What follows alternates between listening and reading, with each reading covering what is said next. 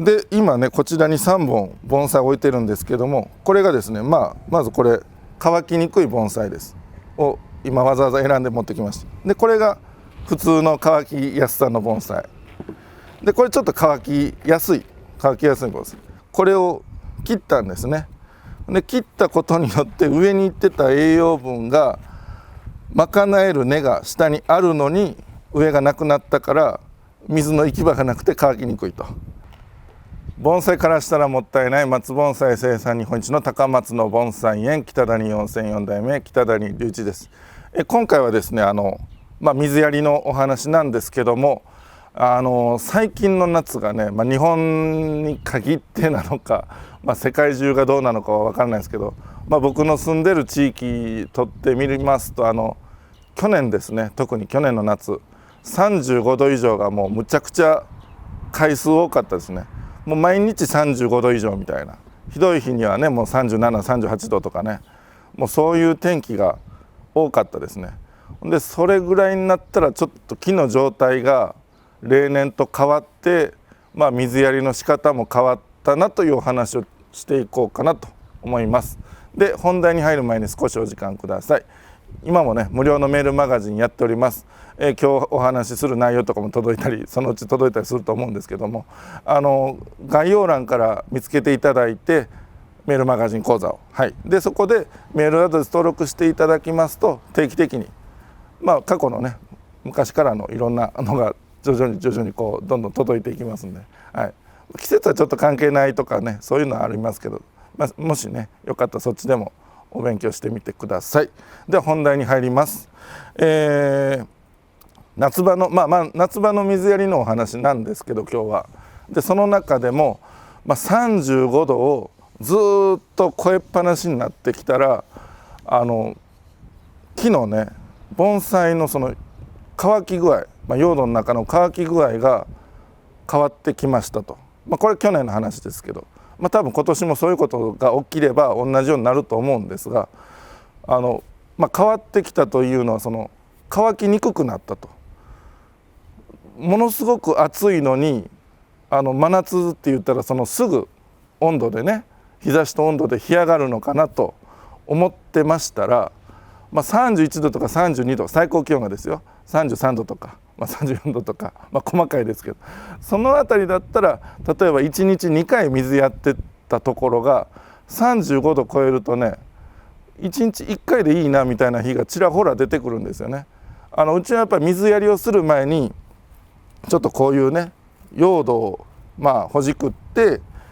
乾き具合をチェックするんです。いろんな木をね。この盆栽だったらこれぐらい掘りましょう。でこれぐらい掘った先が湿ってたらまだやらなくていい。これ今分かりにくいですけど赤玉がこの辺でちょっと水分含んでるような色してるんですね。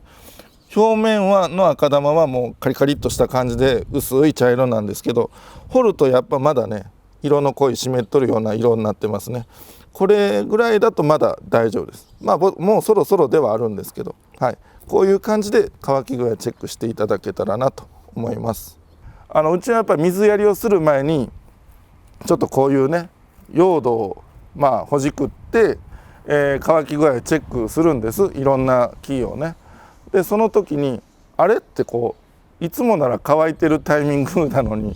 なんで今乾いてないのみたいなのが結構あったんですね。だから去年より前、去年2025年ですけど2024年ぐらいまではそこまで35度以上なかったんですけど1日2回真夏はね水やりをやってましたと。で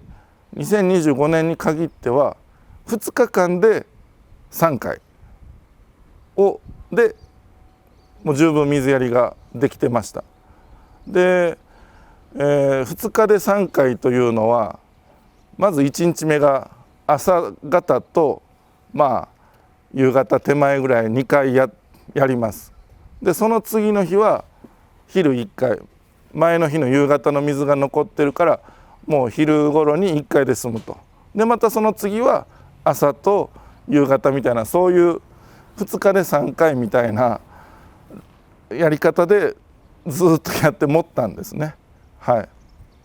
それがすごいこれいつまでこの2日で3回でいけるんかな思ったら、もうそのすごい夏の暑い間はもうそれでずっといけちゃいましたね。でまあ35度だんだんね秋になって下がってきたら、まあそれでも意外と2日で3回でいけちゃったのかな。なんか去年はちょっとほんとね特殊な感じでしたね。多分35度以上超えると、これはちょっと僕の予想ですけど、木が体調不良みたいな感じで、人間でいうとですね、で人間も体調悪くなったら食欲落ちるじゃないですか。そんな感じになったんじゃないかなと思っております。はい、で今回ちょっと今目の前に盆栽3本置いてるんですけども、まあ、大体乾きにくい盆栽で普通の盆栽で乾きやすい盆栽みたいな3本置いてるんで、まあ、これについてもちょっと軽く説明していこうかなと思います。で今ねこちらに3本盆栽置いてるんですけども、これがですね、まずこれ乾きにくい盆栽ですを今わざわざ選んで持ってきました。でこれが普通の乾きやすさの盆栽で、これちょっと乾きやすい盆栽で、これ何が違いがあるかと申しますと、こちらですね乾きにくい原因、これ上にちょんまげみたいにバーッとね徒長枝長いのついてました。結構ここにも栄養分いってたんですけど、これを切ったんですね。で切ったことによって上に行ってた栄養分が賄える根が下にあるのに上がなくなったから水の行き場がなくて乾きにくいと。はい、で乾きにくなってる証拠にこれ草がねよく生えるんですよ。これ乾きやすい盆栽にはあんまりこんなね草の生え方しません。でちょっと、これはなんかちょっと黒っぽい感じでね、苔というかそんなんも、生えやすいです。この辺とかわかるかな、ちょっと黒っぽいなんか苔みたいなのがつくんですよね、乾きにくいんってね。でこういうのは特に去年で言いますとね、これも同じように乾きやすいのと同じように水やってしまってたのが何本かあったんですけど、それ枯れましたね、水やりすぎで。や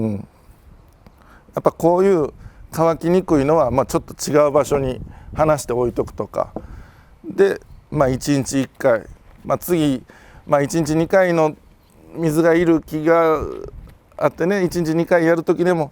しっかりこの子1回はかけないかんのですけど、その2回目はさっとね葉っぱだけかけるとか、そういう調整をする必要があるなという感じですね。はい、これが乾きにくい盆栽、こんな感じになったら水やり気をつけてください。特に、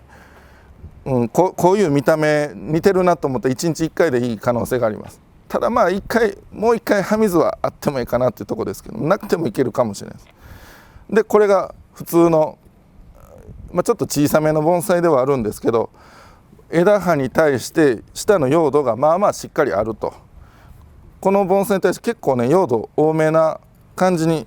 植えています。僕この間植え替えたんですけど、これぐらいだとさっきの、2日で3回みたいなのがきれいに当てはまります。これぐらいのバランス、用土がしっかりあって枝葉がそんなにもさもさとない、でもそれなりにあるから吸い込みがめちゃくちゃ悪いわけでもなく、これが多分結構標準的なバランスかなっていう感じです。結構盆栽の世界ね鉢小さく締め込む場合ありますけど、僕このぐらいのバランスが好きですね。水やりがやりやすいというのもあって、じゃあ次こちら、これ鉢木に対してちょっと小さめですね。で植え替えがねもうそろそろしないといけないっていうのもあるんですけども、ちょっと木に対して用土が少ないです。中の根が増えてきてるのもある上にまた用土が少ないと。でそれに対して木自体も鉢に対して木のサイズが大きくて枝葉もそこそこあるんですね。こういうのは2日で3回でギリいけるかどうかぐらいですね。こういう乾きやすいのは1日2回しっかりやっても良さそうだなという感じはあります。今日乾きやすい代表でこの木持ってきてますけど、さらにこの木のようなバランスでもっと小さい木だったらもっと水いります。それはもう2回はやった方がいいですね。でも3回まではちょっともういらんかなっていう。過去水やりのね僕の動画でね温度に対してっていうんで上げたことあるんですけど、35度以上になったら小さい乾きやすいのは3回ぐらいいるみたいにね言ったことはあるんですけど、3回はちょっと多いかなという、はい、まあ2回しっかりやったら、真夏でもね、多分どんな盆栽でもそこそこいけると思います。で今ちょっとごめんなさい、どんな盆栽とは言ったんですけど、うち松盆栽のチャンネルなんで、基本松のお話だと思ってくださいね。雑木類、カエデとかモミジとか葉っぱの柔らかいああいうデリケートな子はまた全然多分松より水やりの回数がね1回か2回多いと思うんで、そこはもう別で考えてくださいね。うちはもう松盆栽のチャンネルというんで、水やりもそこで、はい、考えてくださいというところです。はいはい、こういうね乾きやすい盆栽だったり乾きにくい盆栽で水やりの回数は変わるとはいえ、今日のお題ですけど35度以上だと、全体的にちょっと水の吸い込みは悪くなるような感じでした。去年夏ずっと水やってて思ったんですけど、はい、今年もねこれから夏そういう風になるかもしれないんで、最高気温35度超え出したら皆さんもちょっとね今日の動画のことを思い出していただいて、乾き具合をこうねほじくって、なかなかねお仕事されてる日は難しいですけど、お休みの日なんかね一日通してちょっといろんな時間帯にほじくってね、乾き具合チェックみたいなどっか一日取っていただけたらより安全かなと思いますんで、そういうのもやってみてください。はい、本日は以上です。盆栽からしたらもったいない北谷養成4代目北谷隆一でした。チャンネル登録高評価メールマガジンもよろしくお願いします。